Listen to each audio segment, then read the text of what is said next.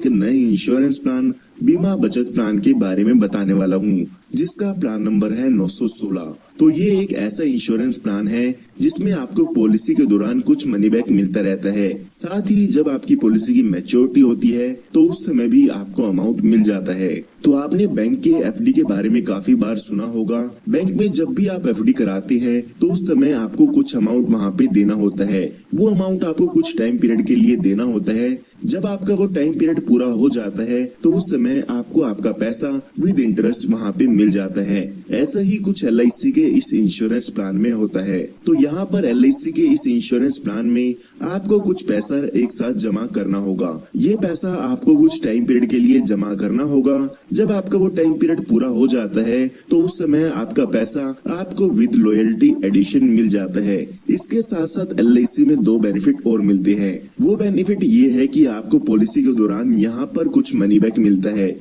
यानी कि पॉलिसी के बीच में ही कुछ ना कुछ अमाउंट आपको मिलता रहता है। इसी के साथ साथ यहाँ पर आपको इंश्योरेंस कवर भी मिल जाता है। बैंक की एफडी की बात करें तो वहाँ पर इंश्योरेंस कवर आपको नहीं मिलता है, लेकिन LIC की इस पॉलिसी में आपको एफडी के साथ साथ इंश्योरेंस कवर का बेनिफिट भी मिल जाता है। तो आइए सबसे पहले जान लेते हैं कौन कौन इस इंश्योरेंस पॉलिसी को ले सकते हैं। उसके बाद हम जानेंगे कि इसमें आपको कितना प्रीमियम पे करना होगा, कितनी मैच्योरिटी होगी और क्या क्या डेथ बेनिफिट मिल जाते हैं। तो यहाँ पर सबसे पहले बात आती है मिनिमम एज की, यानी कि कम से कम कितनी उम्र के व्यक्ति इस इंश्योरेंस पॉलिसी को ले सकते हैं। तो वो एज यहाँ पे दी गई है 15 साल की, यानी कि अगर आपकी उम्र 15 साल या 15 साल से ज्यादा की है तो आप इस इंश्योरेंस पॉलिसी को ले सकते हैं। उसके बाद बात आती है मैक्सिमम एज की, यानी कि ज्यादा से ज्यादा कितनी उम्र तक के व्यक्ति इस इंश्योरेंस पॉलिसी को ले सकते हैं। तो वो एज यहाँ पे दी गई है 50 साल की, यानी कि 15 साल के बच्चे से लेके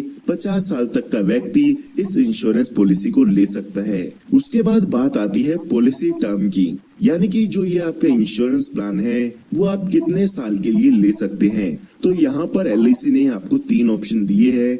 सबसे पहला ऑप्शन दिया है 9 साल का, दूसरा ऑप्शन दिया है 12 साल का और जो तीसरा ऑप्शन दिया है वो दिया है 15 साल का। तो आप इनमें से कोई भी पॉलिसी की टर्म चूज कर सकते हैं। उसके बाद बात आती है मिनिमम सम एश्योर्ड की, यानी कि कम से कम बीमा आप इसमें कितने रुपए का ले सकते हैं। तो यहाँ पर इसका मतलब ये नहीं है कि इतना अमाउंट आपको पे करना होगा। इसके बेसिस पे जो भी आपकी इंश्योरेंस पॉलिसी है उसका प्रीमियम कैलकुलेट किया जाता है। तो यहाँ पर अगर आप 9 साल वाली पॉलिसी टर्म लेते हैं तो मिनिमम सम एश्योर्ड 35,000 रुपए का होता है, और अगर आप 12 साल की टर्म लेते हैं तो 50,000 का मिनिमम सम एश्योर्ड ले सकते हैं। इसी तरह से अगर आप 15 साल की पॉलिसी टर्म लेते हैं तो कम से कम आप 70,000 रुपए का सम एश्योर्ड इसमें ले सकते हैं। उसके बाद अगर हम बात करें मैक्सिमम सम एश्योर्ड की, तो मैक्सिमम सम एश्योर्ड के लिए यहाँ पर कोई भी लिमिट नहीं है। ये आपकी इनकम पे डिपेंड करता है कि आपकी इनकम प्रूफ के अकॉर्डिंग मैक्सिमम इंश्योरेंस आप यहाँ पे कितना ले सकते हैं। तो आइए अब एक एग्जांपल लेके समझते हैं कि ये पूरा इंश्योरेंस प्लान कैसे काम करता है। तो एग्जांपल समझने के लिए मान लेते हैं जो आपकी उम्र है वो यहाँ पर 35 साल की है और यहाँ पर 5 लाख रुपए का बीमा आप इसमें लेना चाहते हैं। इसी तरह से हमारे पास 3 टर्म अवेलेबल थी, तो हम उनमें से मान लेते हैं कि आप 12 साल वाला इंश्योरेंस प्लान इसमें लेना चाहते हैं। तो यहाँ पर अगर हम इसके प्रीमियम की कैलकुलेशन करते हैं तो जो यहाँ पर आपको प्रीमियम पे करना होगा वो पे करना होगा 3,64,414 रुपए। इसी के साथ साथ जो भी GST का अमाउंट होगा वो भी यहाँ पे आपको पे करना होगा। पॉलिसी लेते समय आपको एक साथ ये अमाउंट LIC को पे करना होता है। ये आपने अगर 12 साल की टर्म ली है तो 12 साल का इंश्योरेंस प्लान इसमें आपका रहता है। क्योंकि ये एक मनी बैक इंश्योरेंस प्लान भी है तो LIC आपको इसमें मनी बैक भी देती है, यानी कि पॉलिसी के दौरान आपको कुछ पैसा मिलता रहेगा। तो यहाँ पर जब आपकी पॉलिसी के 3 साल पूरे हो जाते हैं तो उस समय यहाँ पर मनी बैक मिलता है। पॉलिसी में 75,000 रुपए का अमाउंट मिल जाता है, जो कि आपके सम एश्योर्ड का 15% होता है। तो हमारा सम एश्योर्ड है यहाँ पर 5 लाख रुपए का। 5 लाख रुपए का 15% करते हैं तो 75,000 रुपए का अमाउंट आपको मनी बैक का मिल जाता है। जब आपकी पॉलिसी के 3 साल पूरे हो गए तो उसके बाद। इसी तरह से जब आपकी पॉलिसी के 6 साल पूरे हो गए तो उस समय आपको 75,000 रुपए का मनी बैक मिलेगा। उसके बाद फिर से अगर आपके 3 साल पूरे हो गए, यानी कि जब आपकी पॉलिसी के पूरे 9 साल हो जाएंगे, तो फिर से यहाँ पर 75,000 रुपए का मनी बैक मिलता है। तो यहाँ पर आपको 3 साल के इंटरवल पर मनी बैक मिलता रहता है। उसके बाद जब आपकी पॉलिसी के 12 साल पूरे हो जाएंगे तो उस समय आपकी पॉलिसी खत्म हो जाती है, या हम कह सकते हैं आपकी पॉलिसी की मैच्योरिटी हो जाती है। उस समय जो भी पॉलिसी का मैच्योरिटी अमाउंट होता है वो यहाँ पर आपको मिल जाता है। जब आपकी पॉलिसी की मैच्योरिटी होती है तो जो भी आपने प्रीमियम पे किया था वो यहाँ पे आपको मिल जाता है। इसी के साथ साथ जो भी आपकी पॉलिसी का लॉयल्टी एडिशन है वो यहाँ पर मिल जाता है। तो यहाँ पर हमने पॉलिसी में जो प्रीमियम पे किया था वो पे किया है 3,64,414 रुपए। इसी के साथ साथ जो इसमें हमारा लॉयल्टी एडिशन होगा वो यहाँ पे लगभग 1,05,000 रुपए का हमें मिल जाता है। तो ये टोटल अमाउंट 4,69,414 रुपीज का हो जाता है। लगभग 4,70,000 रुपए के करीब अमाउंट यहाँ पे आपको मैच्योरिटी पर मिल जाता है।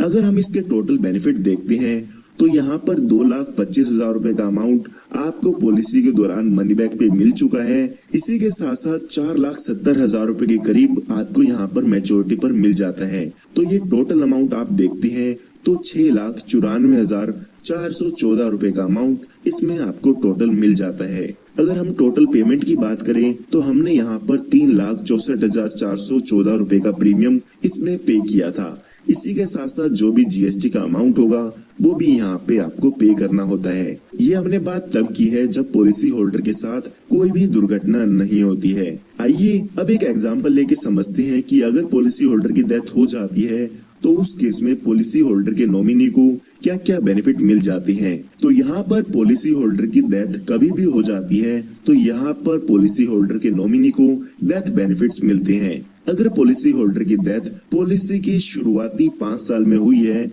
तो पॉलिसी होल्डर के नॉमिनी को आपकी पॉलिसी का सम एश्योर्ड का अमाउंट मिलता है, यानी कि जितने रुपए का भी बीमा आपने लिया है वो अमाउंट यहाँ पे मिल जाता है। और अगर पॉलिसी होल्डर की डेथ 5 साल के बाद हुई है तो यहाँ पर आपकी पॉलिसी का सम एश्योर्ड और जो भी लॉयल्टी एडिशन है वो आपके पॉलिसी होल्डर के नॉमिनी को मिल जाता है। तो यहाँ पर हम समझने के लिए मान लेते हैं कि पॉलिसी होल्डर की डेथ 38 साल की उम्र में हो जाती है, तो उस केस में जो डेथ बेनिफिट होगा वो यहाँ पे 5 लाख रुपए का होने वाला है, क्योंकि 5 लाख रुपए का जो भी आपका सम एश्योर्ड है वो यहाँ पे मिलता है। अगर यहाँ पे पॉलिसी होल्डर की डेथ 40 साल की उम्र में होती है तो आपका जो सम एश्योर्ड का अमाउंट है वो तो मिलेगा ही मिलेगा, साथ में जो भी लॉयल्टी एडिशन होगा वो यहाँ पे आपके नॉमिनी को मिल जाता है।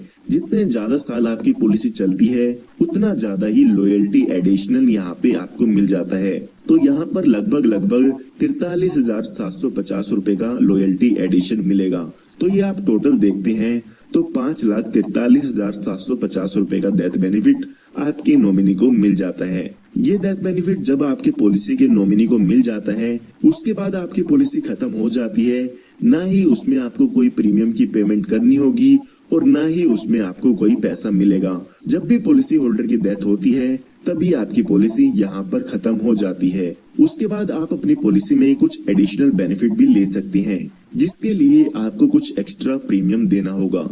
तो यहाँ पर आप अपनी पॉलिसी में टर्म राइडर ले सकते हैं। अगर पॉलिसी होल्डर की नॉर्मल डेथ होती है तो इस केस में आपको LIC 5 लाख रुपए का एक्स्ट्रा अमाउंट देती है, यानी कि 4,43,750 रुपए का अमाउंट तो मिलेगा ही मिलेगा, साथ में 5 लाख रुपए आपको टर्म राइडर के और मिल जाते हैं। इसी तरह से यहाँ पर आप दूसरा एक टर्म राइडर जो कि है accidental death and disability benefit rider, वो भी आप अपनी पॉलिसी में ऐड करा सकते हैं। अगर पॉलिसी होल्डर की डेथ एक्सीडेंट के कारण होती है तो LIC यहाँ पर आपको एडिशनल 5 लाख रुपए का अमाउंट देती है, यानी कि जो बेनिफिट हमने देखे हैं वो तो मिलेगा ही मिलेंगे, साथ में एक्सीडेंटल डेथ बेनिफिट राइडर के 5 लाख रुपए भी आपको मिल जाते हैं। तो अगर आप इन बेनिफिट्स को अपनी पॉलिसी में ऐड कराना चाहते हैं तो एक्स्ट्रा प्रीमियम देके इन बेनिफिट्स को ऐड करा सकते हैं। इसके साथ साथ LIC यहाँ पर आपको एक ऑप्शन देती है, वो है सेटलमेंट ऑप्शन।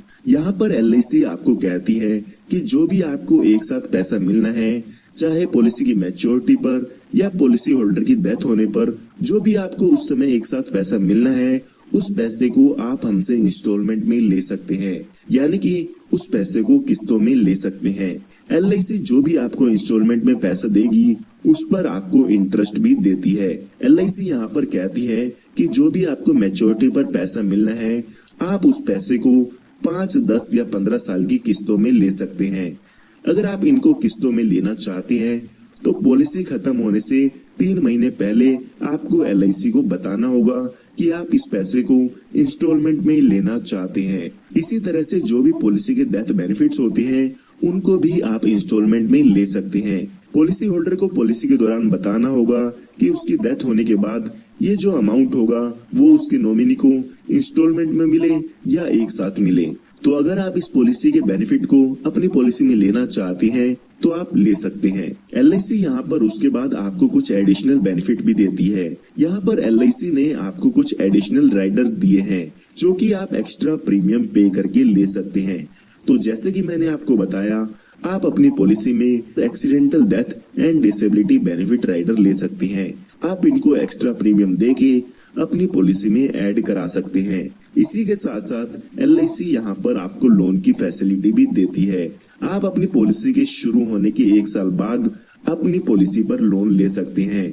जो भी लोन का अमाउंट होगा उस पर आपको LIC को इंटरेस्ट भी देना होता है। जो भी इंटरेस्ट होगा उस समय वो इंटरेस्ट रेट आपको LIC को यहाँ पर आपके लोन के अमाउंट पर पे करना होगा। उसके बाद यहाँ पर आपको सरेंडर की फैसिलिटी भी मिल जाती है। कई बार ऐसा होता है कि आप अपनी पॉलिसी को बंद कराना चाहते हैं तो LIC में आप अपनी पॉलिसी को सरेंडर भी करा सकते हैं। अगर आप पॉलिसी के पहले ही साल में अपनी पॉलिसी को बंद कराना चाहते हैं तो उस समय जो भी आपने सिंगल प्रीमियम पे किया है उसका 75% आपको आपकी सरेंडर वैल्यू में मिल जाता है। इसी तरह से अगर आप दूसरे साल या दूसरे साल के बाद अपनी पॉलिसी को सरेंडर कराते हैं तो आपके सिंगल प्रीमियम का 90% तक का अमाउंट आपको मिल जाता है, और उसमें से अगर आपको कोई मनी बैक मिल चुका है तो वो अमाउंट यहाँ पे लेस कर दिया जाता है। इसी के साथ साथ यहाँ पे LIC की तरफ से आपको टैक्स बेनिफिट भी मिल जाते हैं।